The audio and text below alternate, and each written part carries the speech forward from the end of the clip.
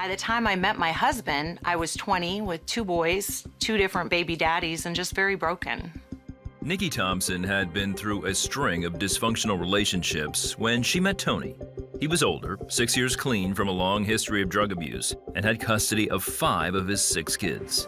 We really did have a sweet courtship, and after a couple of short months, we decided that we were going to get married. The first couple of years were great. We were just blending our family. Tony had his kids, I had mine, and then we had Freddy. So it literally made us yours, mine, and ours. We took the kids in the minivan to games in the park. We went camping. We did all the things that a normal family would do. During that time, Tony started a construction company and hired friends from his past. We thought that we were going to be able to influence them by our family-friendly lifestyle, right? Like we were going to be able to show them our happy marriage and that we didn't allow smoking on our property and we didn't drink and we didn't do drugs and that we were going to influence them, but it was just the opposite. You know, that bad company does really corrupt good morals. And within a year of the construction company, there was lying, infidelity, and eventually drug dealing.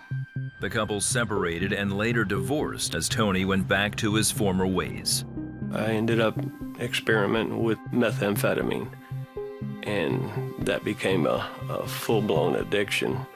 Within a week, I called him up and said, hey, I know you're using, I want to get high too. Because in my own sick, twisted mind, I thought that would get me my marriage back. Like that was the one common bond, the thread that we did not have that would tie us together. And he came over and I was like instantly addicted. Nikki's drug use became a daily habit. At the same time, Tony was arrested and jailed for manufacturing meth. I got on the needle. You chase that first high. You find yourself doing things that you swore you would have never done and just going darker and darker and darker. I had already been watching porn for a while, and a girl had made a pass at me, and I found myself starting to sleep with women. I became suicidal while I was in jail. I was going through withdrawals the first several weeks there and blaming myself. After a couple of weeks in the county jail, I was reading the Bible and I was able to watch the TV preachers on the TV. I was hearing stuff that I've never heard, or I don't recall hearing in church. You know, as a young man or a child, I began to get really interested in it. There was something about this Jesus, that he had loved me and that he'd forgiven me all the things that I'd ever done. I mean, I needed to hear that. I needed some acceptance. I was at such a low point that that was my lifeline. So I began to write Nikki letters and share with her what I was learning. Frankly, I just thought it was Jailhouse Religion. Like, I was basically like, you had your shot and you blew it. Like, your whole family is scattered because of the choices you made. And I didn't want to hear about his Jesus.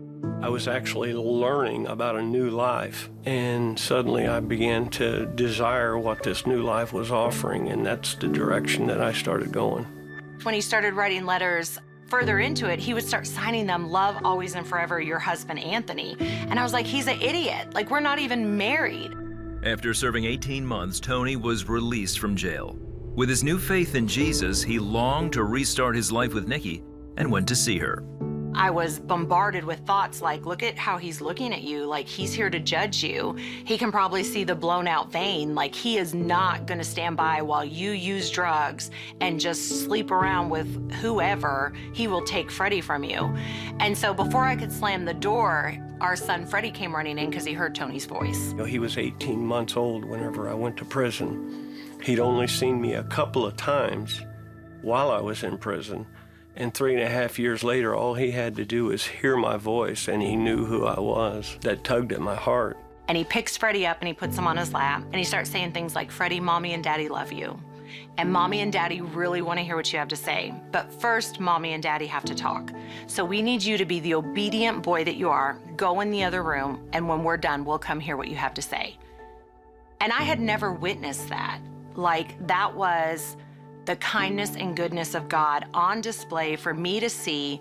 He didn't react in rage. He didn't react in anger. That was complete, total self-control. All I could think was, it's not Jailhouse Religion. It's real. Like, something has changed in him.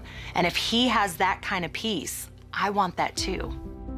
After a few months, the couple remarried. And eventually, Nikki also became a follower of Jesus. They've been set free from past addictions and are experiencing a rich marriage with God as the foundation. To be able to speak with my wife about what she was learning and hearing her share about the gospel back to me instead of always me sharing the gospel to her. And then just to watch her do that with other people, seeing her share the gospel with complete strangers. That was my milestone, the very first one between the differences between the marriages. The really great thing about having our perspective is we have that first marriage without Jesus where things were okay, but of course they failed, they crumbled.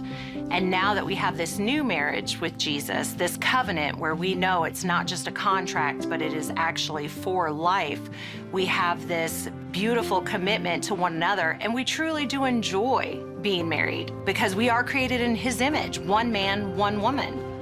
Covenant marriage, it's a beautiful thing.